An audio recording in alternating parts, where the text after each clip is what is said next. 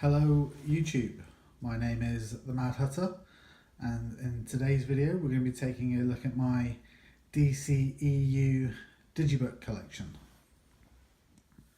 So first up we have the Man of Steel. This is actually an American import. I believe it's a Target exclusive. It's got a lenticular cover, which is pretty cool. Obviously this one wasn't available in the UK, otherwise I would have just bought it over here, but you know, it's okay. This one comes with the Blu-ray, the DVD, and the special features Blu-ray. And as you can see, it comes with excerpts from the book Inside the Legendary World of Superman.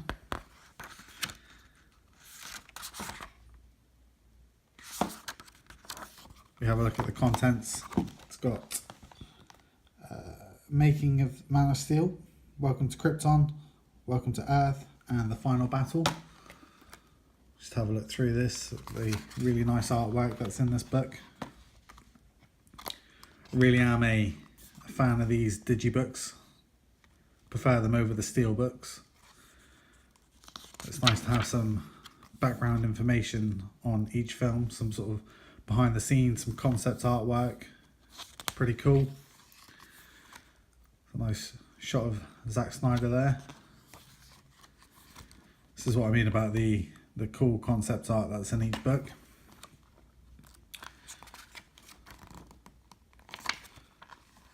It's a cool shot of Russell Crowe there in his Krypton armor. I was a fan of Man of Steel. I thought when it first came out, I went to see it in the cinema, and I was really happy with sort of that dark, gritty take on Superman, which has obviously set the tone for the rest of the DCEU, which, to be honest, I like that it's different from Marvel. I like that it's a bit more sort of grounded and gritty, and it's not all sort of rainbows and bubblegum. That's a cool shot. And you know, I think after Superman Returns, I think that's kind of what we needed for the character. Obviously, if you're not a fan of this, then you do have the Christopher Reeve films to fall back on. A bit more traditional take on the character, I guess. But yeah, I am a fan of the dark, gritty tone of the DCEU. That's a cool shot. It's interesting in this particular digibook to see the concept art and then the actual shots in the film and see how they sort of evolved throughout.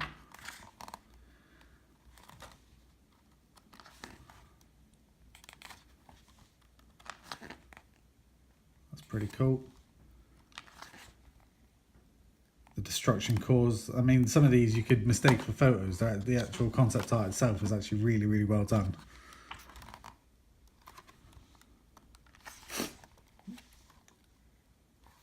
Quite a lot of detail in them. Obviously with the world destroyer or world changer there. That's a cool concept art photo.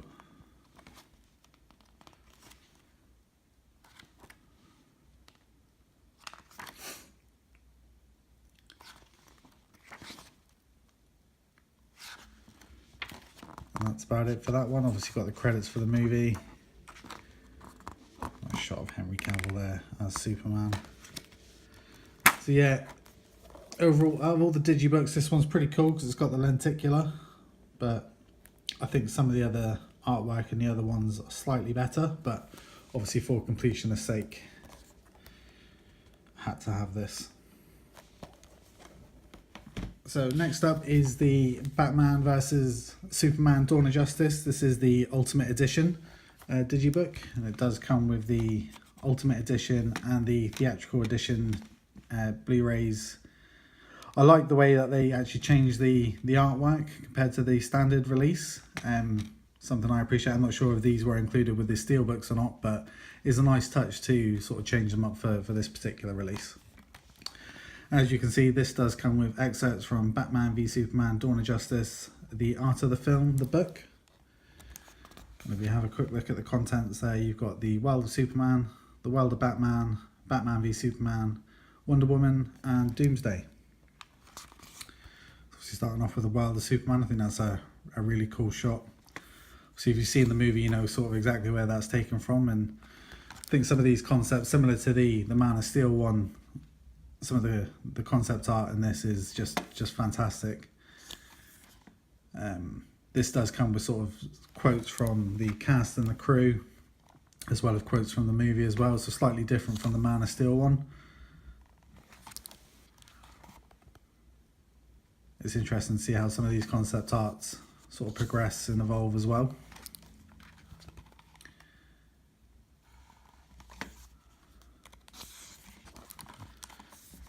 Nice shot of Lois Lane there. Obviously Amy Adams got quite a lot of flack for her portrayal as Lois Lane, but I thought she did an okay job. I don't think she's the worst part of this universe by any stretch of the imagination, and obviously you're always going to get compared to sort of classic actors and Margot Kidder and things like that, but I think she was good. I was quite happy with her portrayal. And to be honest, I was quite happy with this movie in general. It is my favourite sort of instalment of the DCEU so far. You know, I understand people's gripes with it, but I was a fan, especially the sort of the Ultimate Edition. That extra half an hour sort of really does justice to this movie, especially given that bit of sort of backstory into Clark Kent and his sort of investigation work into the Batman, sort of explaining his motives a little bit more. I think that kind of gives Superman's character a lot more meaning in this film, which I think was needed and missing from the theatrical cut. There's a cool shot there of Batman in Gotham. Cool artwork there. Batman is my favourite sort of DC superhero, my favourite superhero in general, to be honest. Is kind of what got me into comic books and comic book movies. I think Ben Affleck did a sort of a fantastic portrayal of him. I was on the bandwagon of, you know, nobody could follow Christian Bale and how dare they cast Ben Affleck, but actually in this and in Justice League, he sort of proved me wrong. I thought he was fantastic in both movies. There's some cool concept art again. And to be honest as well, sort of Henry Cavill, his take on Superman, just the way he sort of portrays himself in the media and in the spotlight, you can kind of tell his passion for not just the character, but for the universe and DC Comics in general. So, you know, I think the casting so far, 90% of the time, has been sort of spot on the DCEU. I understand people's gripes with sort of Jesse Eisenberg as Lex Luthor, a little bit too cartoony, but you know, we can't win at everything all the time. For me, as a fan of the comic, the Dark Knight Returns, and this for me was a dream come true. Just the final battle, you know, take away the Martha, but the actual battle itself and this suit for me was just it's something I've been waiting for a very long time, and was very happy at how it was portrayed in the film. My only real gripe with the movie itself was sort of the last half hour, 40 minutes, I guess, with the Doomsday just being thrown in at the end. I think the whole sort of death of Superman could have been saved for a separate film. There's a nice shot there of Wonder Woman. And I just felt a little bit rushed, sort of thrown in. There was no need for it. I think there could have been a better ending to that movie. But to see, you know, the Trinity sort of teaming up live in person on the big screen, the fanboy in me was just ecstatic. And speaking of Doomsday just being thrown in at the end, well, there he is, just like the movie. So yeah, there's that one. So the third film in the DCEU is obviously Suicide Squad, and this Digibook, just like the film, is probably the most bright, colourful, fun installment yet. In here you have the extended cut and the theatrical version as well, which I appreciate. And this comes with excerpts from the sort of the artwork of the film as well. So, assembling the Suicide Squad, the worst of the worst. This comes with sort of obviously some quotes from the cast and crew again, and some cool concepts and screenshots, as well as these really cool sort of profiles on each character. Obviously you got Deadshot there. I think Will Smith's portrayal as Deadshot was great. No complaints there at all. I was a bit worried that it was going to turn into a Will Smith movie, but no, I thought he played his part well, as did sort of Margot Robbie as Harley Quinn. I think she was sort of perfect for the role. And the scenes in the movie where she's in a sort of classic Harley Quinn outfit, again, the fanboy in me was sort of jumping with joy. Obviously you got Diablo there. Again, sort of nice portrayal. I think his character and his character's arc in the film was well done. Killer Croc, sort of visually, I think Killer Croc just looks sort of great in this film. No sort of gripes there at all. So you got Captain Boomerang. It was a nice sort of light-hearted character in the film, sort of lighten the mood. Slipknot, sort of blink and you miss him, I guess, but for the time he was in the film, he was all right. He's not a major character for me in this film, but is what it is. I thought Katana was really well portrayed in this film. Sort of the story with her sword and how it captures the souls and stuff, I thought was sort of well told. The actress that played sort of Amanda Waller, I thought again was sort of spot on. If I could have picked anyone, I think there was a large majority of people asking for Oprah Winfrey, but that was never going to happen. So I thought this actress was quite good. Some cool concept there. Nice quote from Margot Robbie.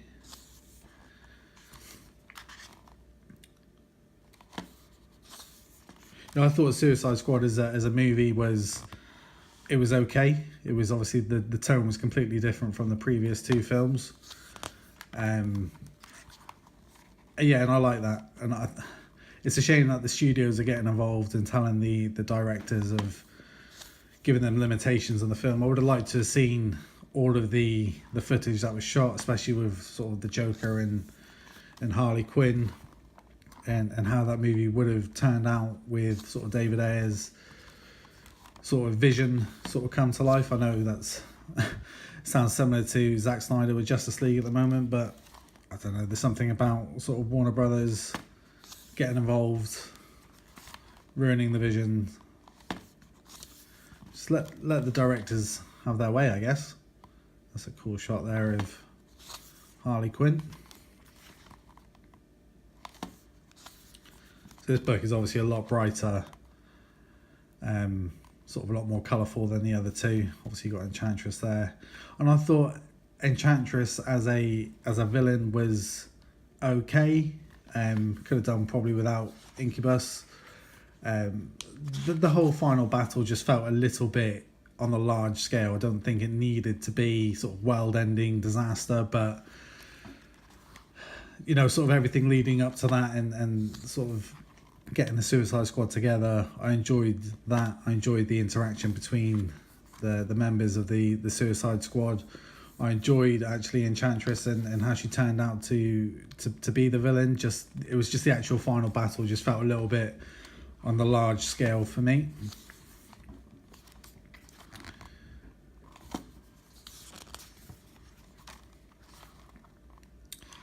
And